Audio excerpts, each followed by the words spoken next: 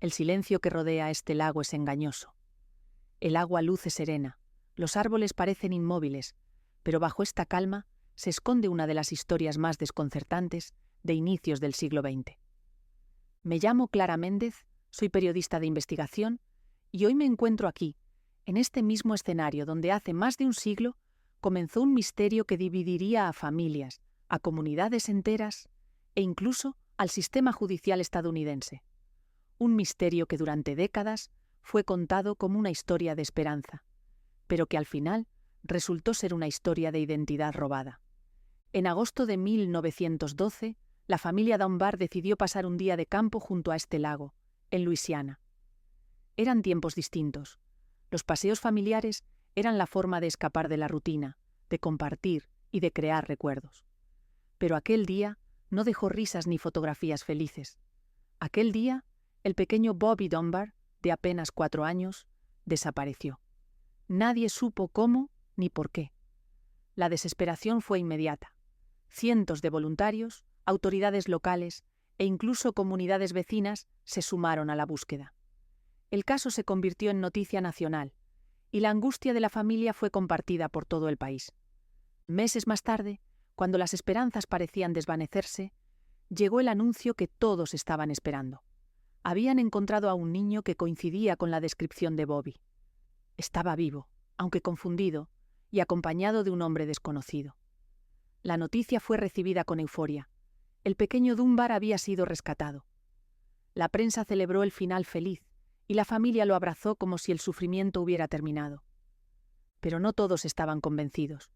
Había algo extraño en aquella historia. La madre del niño dudaba. Otros vecinos comenzaron a cuestionarse. ¿Era realmente Bobby?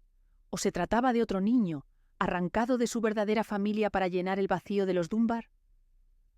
Lo que parecía un desenlace feliz se transformó en un juicio mediático, en un debate sobre la verdad y la mentira, sobre la identidad y la desesperación de una familia que necesitaba creer. Hoy, más de 100 años después, aún se recuerda este caso como una de las confusiones o engaños más polémicas de la historia de Estados Unidos. Desde aquí, frente a este lago que lo vio desaparecer, quiero llevarlos conmigo a través de los archivos, los testimonios y los secretos que convirtieron al caso Bobby Dunbar en una leyenda de misterio y duda que tardó casi un siglo en resolverse. Agosto de 1912 parecía un mes más en el calendario de la familia Dunbar. Percy y Leslie, los padres del pequeño Bobby, habían planeado una excursión sencilla.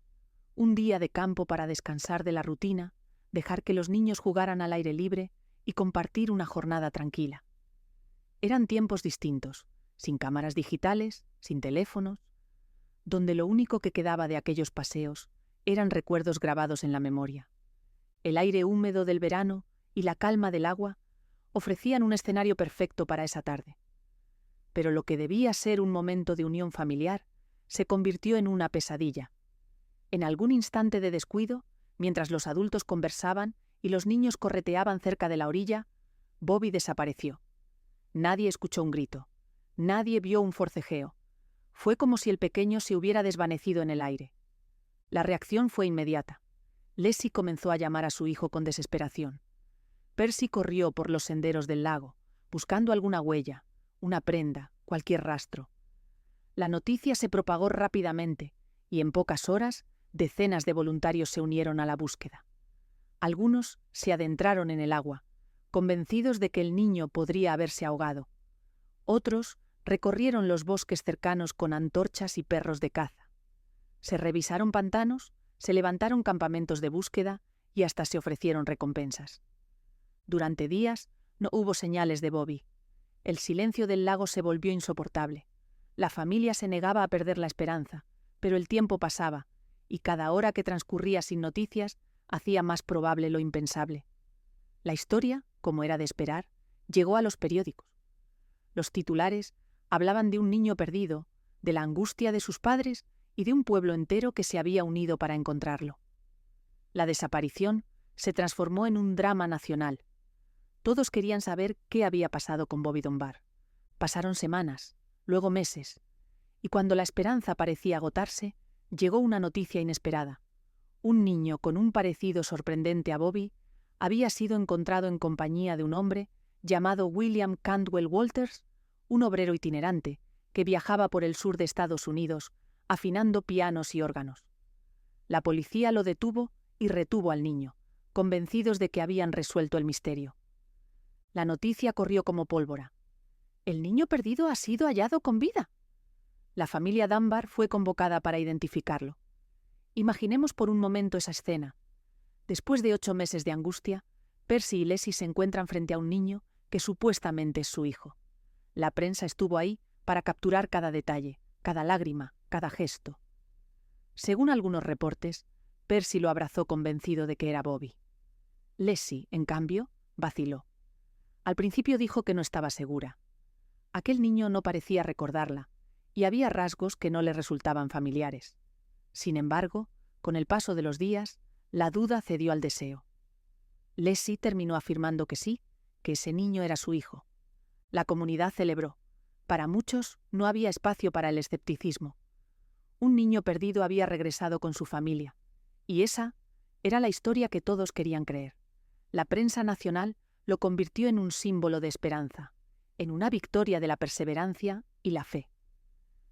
Las fotografías de los Dunbar posando con su hijo recuperado recorrieron todo el país. Pero en paralelo a esa celebración, una voz discordante se levantaba.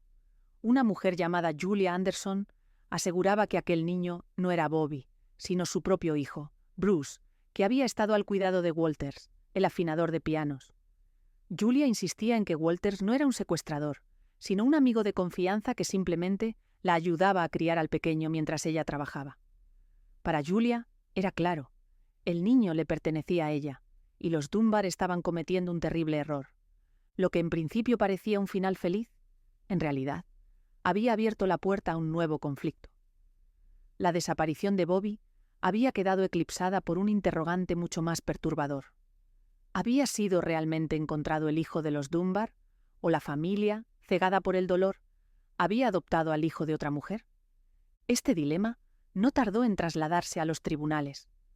Walters fue acusado de secuestro, y Julia Anderson tuvo que luchar contra el peso de la opinión pública que ya había elegido un bando. La gente quería creer en la historia del niño perdido que volvía a casa, y eso dejó a Julia en una posición de debilidad.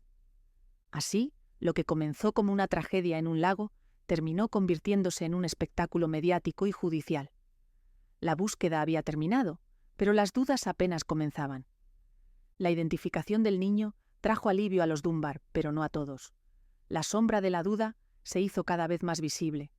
La primera en alzar la voz fue Julia Anderson, una mujer humilde que aseguraba ser la madre del pequeño.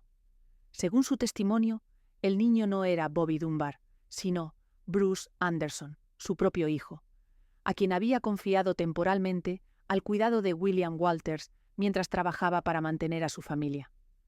Julia describió con detalle la ropa, los gestos y hasta algunas cicatrices que su hijo tenía. Sin embargo, su palabra se enfrentó a un obstáculo enorme: la opinión pública. Para la mayoría, la historia de la madre desesperada que recuperaba a su hijo perdido era demasiado poderosa como para ponerla en duda. La imagen de los Dunbar abrazando al niño ya había conquistado los titulares nacionales, y cualquier contradicción parecía inoportuna. Los periódicos de la época, más inclinados al sensacionalismo que a la investigación rigurosa, retrataron a Julia como una mujer de poca credibilidad. Su pobreza, su vida dura y el hecho de tener hijos fuera del matrimonio jugaron en su contra. La opinión pública, influenciada por la moral de la época, se puso del lado de la familia Dunbar. El resultado fue devastador para ella. Nadie parecía creerle. Mientras tanto, Walters fue llevado a juicio acusado de secuestro. Su defensa insistió en que nunca había raptado a nadie, que simplemente había cuidado al hijo de Julia con su consentimiento. Pero la fiscalía pintó otra imagen, la de un hombre extraño que vagaba por pueblos con un niño que no era suyo. La narrativa de secuestrador encajaba demasiado bien para una sociedad que prefería explicaciones simples y finales felices. El juicio se convirtió en un espectáculo. El público abarrotaba la sala y los periódicos relataban cada detalle como si fuera una novela por entregas. En ese escenario, la voz de Julia se fue apagando, Incluso cuando presentó testigos que aseguraban haberla visto con el niño antes de la desaparición de Bobby, el jurado no se dejó convencer. La presión social pesó más que las pruebas. Walters fue declarado culpable de secuestro y condenado a trabajos forzados. Julia, por su parte, perdió casi toda oportunidad de recuperar a su hijo. El niño quedó oficialmente bajo custodia de los Dunbar, que lo criaron como si fuera realmente Bobby. Para la mayoría, la historia se había cerrado. Un niño perdido había regresado a casa y la justicia había castigado al supuesto culpable. Pero las dudas nunca desaparecieron del todo. En el pueblo, algunos vecinos murmuraban que el niño no parecía ser el mismo Bobby que había desaparecido meses antes. Las diferencias físicas eran mencionadas en voz baja. El color de los ojos, ciertos rasgos faciales, el tono de la piel. Incluso hubo quienes aseguraron que el niño lloraba desconsolado al principio, como si no reconociera a la familia que lo reclamaba. Con el paso de los años, esas dudas quedaron enterradas bajo la versión oficial. El niño creció como Bobby Dunbar, formó su propia familia y vivió toda su vida sin saber la verdad. La historia se convirtió en leyenda local, un ejemplo de milagro y de fe para quienes querían creer en la perseverancia de una familia. No fue hasta finales del siglo XX cuando la verdad finalmente salió a la luz. Los descendientes de los Dunbar, intrigados por las viejas sospechas, accedieron a realizar pruebas de ADN. El análisis comparó la línea genética de aquel supuesto Bobby con la de los familiares directos de los Dunbar. El resultado fue contundente, no había relación sanguínea. El niño que había crecido bajo el nombre de Bobby Dunbar no pertenecía a esa familia. Casi un siglo después, la duda se convirtió en certeza. Julia Anderson había tenido razón desde el principio. Aquel niño era su hijo, Bruce, y la historia del niño encontrado era, en realidad, la historia de un error, o de un autoengaño colectivo, que arrebató a una madre humilde a su hijo y condenó a un hombre inocente a la cárcel. El caso Bobby Dunbar, lejos de ser un milagro, terminó revelándose como una tragedia de identidades confundidas, prejuicios sociales y una justicia influenciada más por la opinión pública que por las pruebas. Lo que comenzó en este lago como una simple desaparición infantil se transformó en uno de los misterios más polémicos de la historia estadounidense. Hoy, la memoria de este caso sigue siendo un recordatorio incómodo. La verdad puede tardar décadas en salir a la luz y en el camino, las vidas de muchas personas pueden quedar marcadas para siempre. El caso Bobby Dunbar nos recuerda que no siempre la verdad y la justicia caminan de la mano. Durante décadas se contó como una historia de esperanza, un niño desaparecido que regresaba a los brazos de su familia. Pero con el tiempo descubrimos que en realidad se trataba de la tragedia de otra familia, de una madre que fue ignorada por su condición social y por los prejuicios de una época que prefirió creer en el final feliz más conveniente. La prueba de ADN, realizada casi 100 años después, no solo resolvió un misterio, también expuso las grietas de un sistema judicial que condenó a un hombre inocente y silenció a una mujer que decía la verdad. Lo que parecía un triunfo fue, en realidad, una injusticia prolongada durante generaciones. Hoy, frente a este lago donde todo comenzó, es imposible no preguntarse qué sintió realmente el niño que fue criado como Bobby Dunbar. ¿Supuso alguna vez que no pertenecías a esa familia? ¿Reconoció en sueños el rostro de Julia Anderson, la mujer que lo reclamó como suyo? Son preguntas que jamás tendrán respuesta, porque la memoria del pequeño Bruce se perdió bajo la identidad que le fue impuesta. El eco de esta historia sigue resonando, no solo como un enigma histórico, sino como un recordatorio de lo frágil que puede ser la verdad cuando se enfrenta a los prejuicios sociales y a la fuerza de la opinión pública. A veces no basta con tener la razón, se necesita que el mundo esté dispuesto a escucharla. Y quizá esa sea la lección más dura de este caso, que la desesperación, el dolor y la necesidad de creer pueden llegar a moldear una mentira hasta transformarla en verdad durante casi un siglo. Ahora que conocen la historia completa, quiero invitarles a reflexionar. ¿Creen que la familia Dunbar actuó movida por el dolor, engañándose a sí mismos, o sabían desde el principio que aquel niño no era su hijo? Déjenme su opinión en los comentarios. Quiero leer lo que piensan. Y si este relato les ha parecido tan impactante como a mí, no olviden suscribirse al canal, dejar un me gusta y activar la campanita para seguir explorando juntos más misterios y enigmas que el tiempo se ha negado a olvidar. Porque cada historia guarda secretos. Y aquí, juntos, los vamos a descubrir.